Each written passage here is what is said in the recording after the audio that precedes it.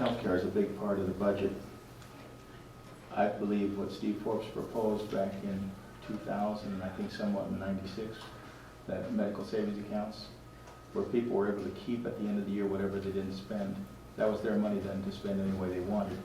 They could spend that money during that year as needed for healthcare, and it would be their choice.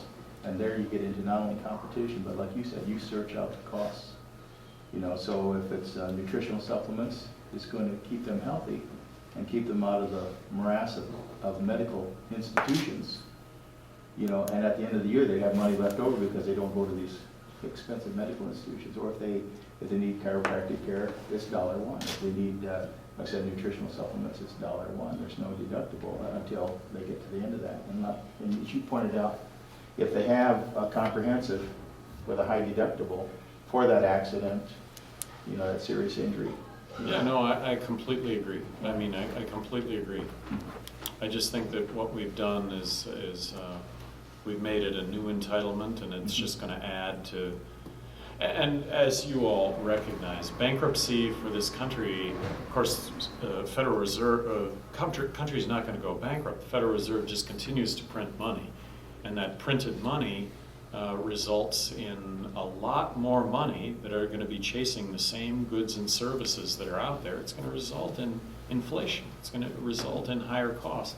And right now, the pain is that all of our fixed assets, all the things that we have money in, our life savings in, are deflating because there's no confidence. We're not able to sell those assets. So it's the worst of all worlds right now. Mm-hmm.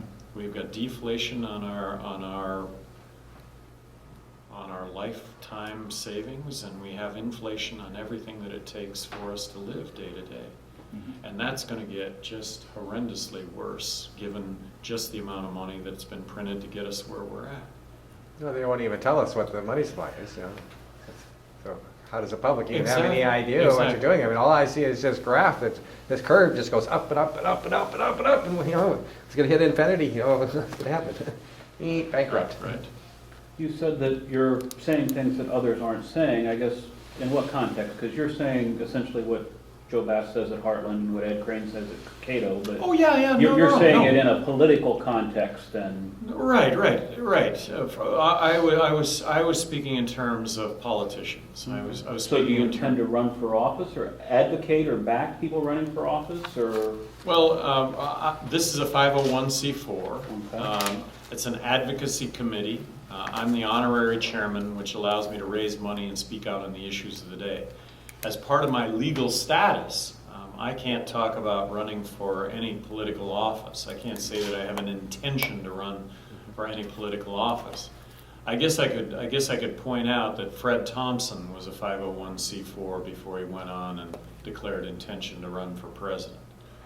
But he also got in trouble for making forward statements regarding his legal status and what he intended to do. And I don't want to get into that trouble that he got into.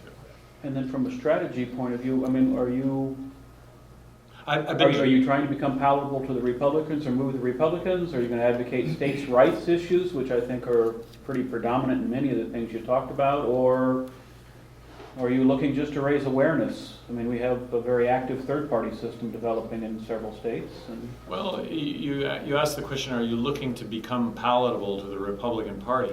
I'm providing a voice. I'm providing a voice to all these issues that I think a lot of people believe in, that a lot of Republicans believe in. And of course I could theorize about that gee, is what I'm saying, does this resonate with people? I could theorize about that, or I could actually burn some shoe leather and see if that is the case. I'm chosen the latter regarding that. So if there's been a surprise, I'm not expecting, politics is all about momentum. It's all about staying ahead of expectation. I will tell you that I visited 26 states. I'm on the radio every single day. I'm on television all the time, and it's gaining. My momentum is like this. I'm not expecting anybody here to know that, or anybody in the country to know that, but here's the momentum behind what it is that I'm saying. I think that one of the keys to our personal success in life is determining really where you are at in life. Is it here or is it here? I'd like to think that if it were here, number one, I wouldn't even be sitting here in front of you. That I would recognize that, no, what I'm saying isn't, it's not that it's resonating, it's that given the opportunity, I'd like to think that everybody in this room would be saying the same thing. But I have the opportunity to do this, and I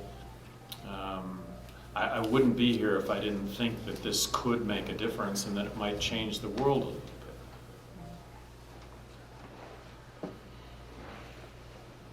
You were talking about education, improving education. Have you got an outline that would work aside from vouchers for people have choice? So we hear a lot about abolishing the Federal Department of Education. Let me tell you why that would improve education dramatically, which I don't think anybody else really talks about. Maybe they do, and correct me if I'm wrong, and Ed Crane probably does, but I haven't heard him talk about that. The federal government gives about 11 cents out of every dollar that the states spend. So federal government gives over 11 cents, but the 11 cents comes with 16 cents worth of strings attached. So it's really a negative to take federal money when it comes to education. If you abolish the Federal Department of Education and you adhered to the 10th Amendment to the Constitution, which is states and 50 laboratories of innovation, and just gave the states the ability to innovate when it came to education, just that notion alone would really genuinely create best practices. Something that doesn't exist today because it's so top down from the federal government. That in and of itself would dramatically improve education nationwide, because you truly would have best practices, and you'd have states that would do amazing jobs doing X, Y, or Z, and other states that would immediately emulate that, because that's humankind. So we've gotten away from what constitutionally was a model under which we could really improve and be the best that we could be. How do you overcome the union stranglehold on the education system? That to me seems to be one of the major issues. I don't know if it can be overcome, but certainly I understand it. You know, as the largest construction employer in New Mexico, when I was in business, here's my issue with the union. My issue with the union is that I was a non-union shop, but I had union people that came to work for me, union members. And union members that came to work for me, I had the best workers that I had belonged to the union. The worst workers that I had also belonged to the union. Now, if I'd have been a union shop, I'd have had to pay them both the same amount of money, as opposed to being able to reward this best worker and be able to get rid of the worst worker. That's the only problem I have with the union, is that it just assumes that everybody's equal, and they're not. I had a quick question. It's definitely not one of the issues of the day currently in a lot of the political forums, but being from New Mexico, I thought you would have an opinion regarding the U.S. space program, because there's a lot of development within New Mexico in terms of